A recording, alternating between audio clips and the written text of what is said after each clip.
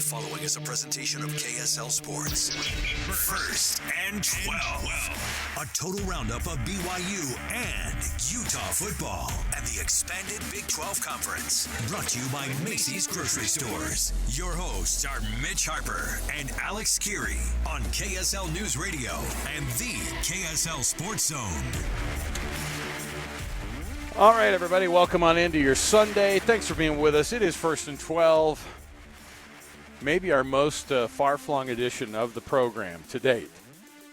Alex Kirry here in Salt Lake City, Mitch Harper in, I think, Central America, or is it Florida, Mitch? Is that all it was? Because I swear by the connection that we have, I thought maybe it was somewhere internationally far-flung, but you're still with us this week, and that's all that matters.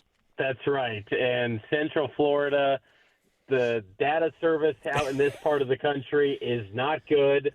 We got to get that fixed here at near Disney World. But, yes, I am connected no matter what. Good for you. If it's a Sunday, I'm going to be on First and 12 no matter what the circumstances. So happy to be with you as always, Alex. Awesome. Yeah, here's what we're going to do. We've got tons going on, and we've got a ton to break down. There was no way we were missing this week. It was an insane week of college football here in the Big 12.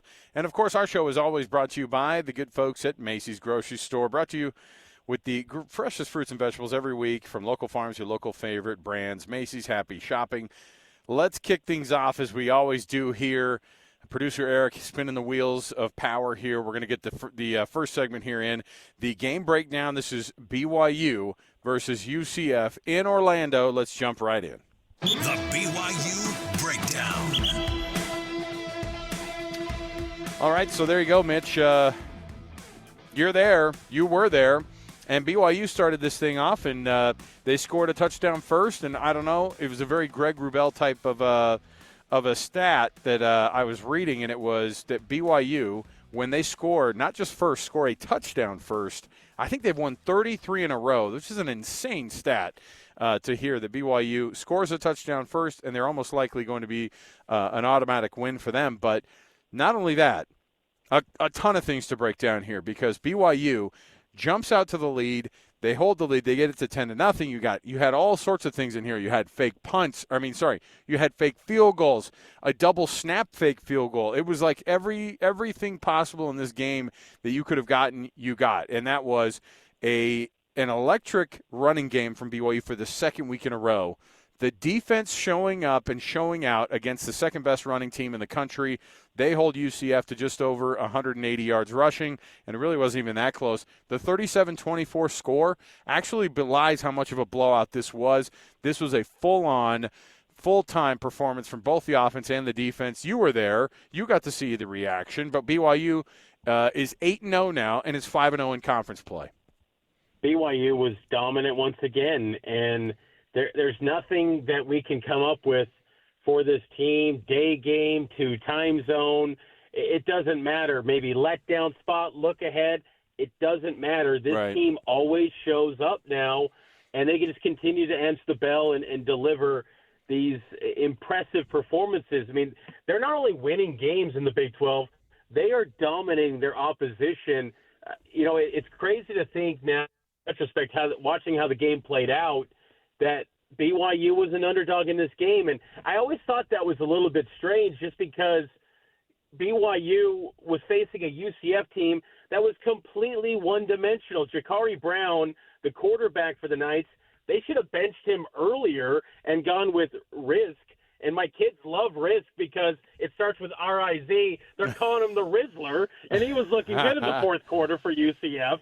But BYU was outstanding, though, and, it was just a balanced, all three phases, complementary football effort once again, and it leaves the Cougs heading into the bye week undefeated still in this season. More importantly, I think for BYU, they get to the undefeated spot. They're able to get right. The injury bug has not really affected them nearly as much. I know we were wondering, and I don't know if this was something that was brought up in the postgame because I know that L.J. Martin left the game mid-third quarter, about 9 minutes left in the third quarter, and he had 100 yards in the books. And I thought, they're shutting this cat down, or he's not feeling well. But it would also, they kept handing the ball off to Hinckley Rapati, and he kept getting it done too. that running game for BYU was working. Any word on whether or not L.J. Martin was banged up or if that was just oh, no, we felt like we were in control and that was it? L.J. Martin was on the sideline the entire time. He didn't go in the medical tent at all. L.J. said in the postgame that he was fine. That's going to be something to monitor because L.J., after his touchdown run, was walking a little bit gingerly. You're right, because I thought that L.J. did enough to have the chance to shut it down himself, not be Hinckley Ropati. So he was walking a little bit gingerly in the postgame. He downplayed any sort of injury, saying he feels good, but that will be something to monitor coming out of this game. But he never went into the medical tent throughout that game. So there was that part of it. There was the defense that I think was just as impressive as the offense.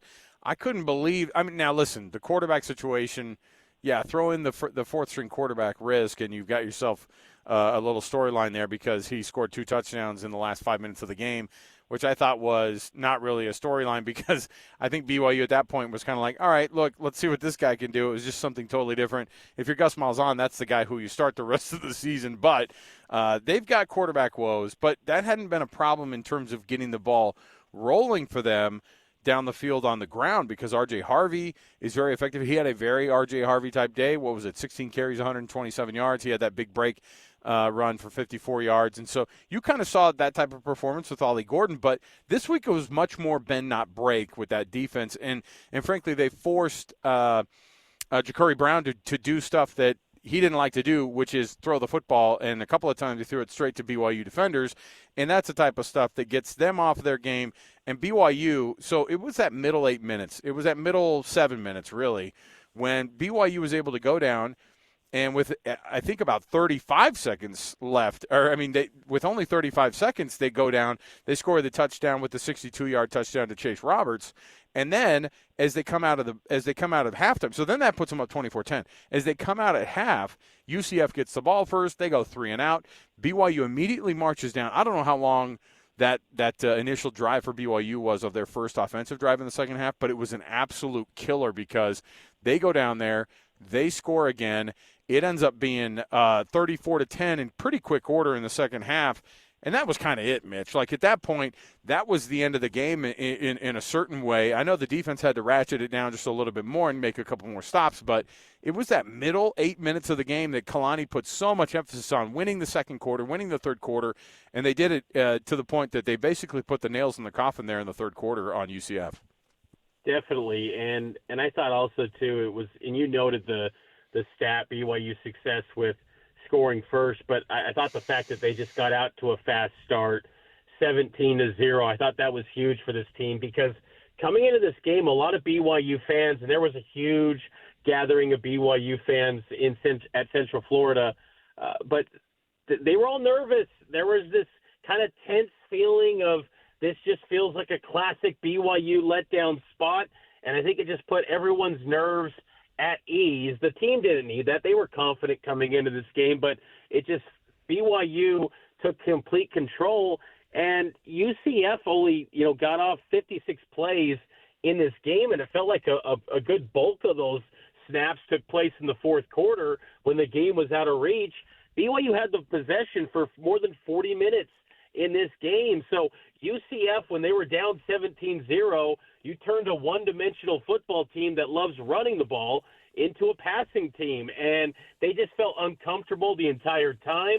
And BYU's balanced attack offensively kept UCF's defense on their heels. I thought the option pitches were very effective in this game, primarily to L.J. Martin, but over the course of the game, Jake Retzlaff had some keepers on those. I thought BYU just had a very productive outing that was balanced, and you got a lot of contributions from many different guys across the board. It was one of the better games I think I've seen from this BYU team this season.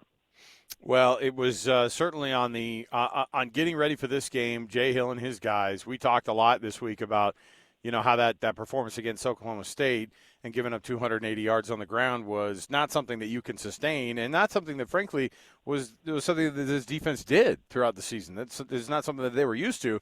and they answered the call. They studied the film this week, and they got themselves totally right. And then on top of that, you had a very Jake Retzlaff performance that you've seen throughout the year, which is pretty steady. And if he's not throwing any interceptions, which he did not yesterday, he did just have this steady presence through, I think, for 200 yards in the first half, and then just handed the ball off in the second half. And then he ends up with 228 on the day, 2 touchdowns, was effective on the ground. He got sacked more times than I think we're used to, or maybe even it was the most sacks that BYU gave up all season. But if you want to talk about things that were a little bit dicey for them, there were a couple times where we went, oh, dang, this offensive line is getting some pressure that they normally weren't necessarily getting.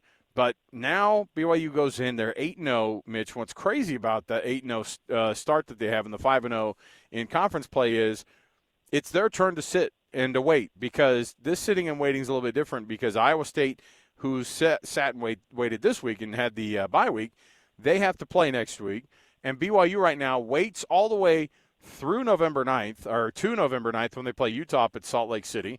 And more importantly, that first college football playoff ranking on the 5th of November, BYU is already undefeated for that date. For that first Tuesday of rankings that come out, BYU's logo will be somewhere in that bracket. I think that because of the movement that you're going to see in the next couple of weeks and the movement that you saw this weekend, I think you're going to see BYU, if Iowa State is able to hold serve, I think you're still going to see 2 Big 12 representatives in that bracket, because how could you keep out 2 undefeated teams at the Power 5 level who are probably top 10 teams at that point? So it's going to be a big week for BYU in that sense, and then they're going to be, of course, getting ready for Utah. And so there's just a lot of things, a lot of storylines, regardless of what we haven't even talked about yet, which is the Utah part of this, which is absolutely disastrous for them.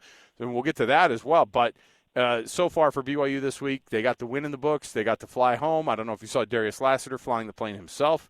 That was quite a fun little pic on social media. Although he wasn't flying it, it was like my kids sitting up there, like with the thumbs up with the captain. So anyway, fun time for Kalani and his guys, and I know it's just business as usual for them, but they must be having a blast. BYU is for real this season, and we've been talking about it on this show for quite some time. And look, this team always kind of has you feeling after games, feeling like, how good are they?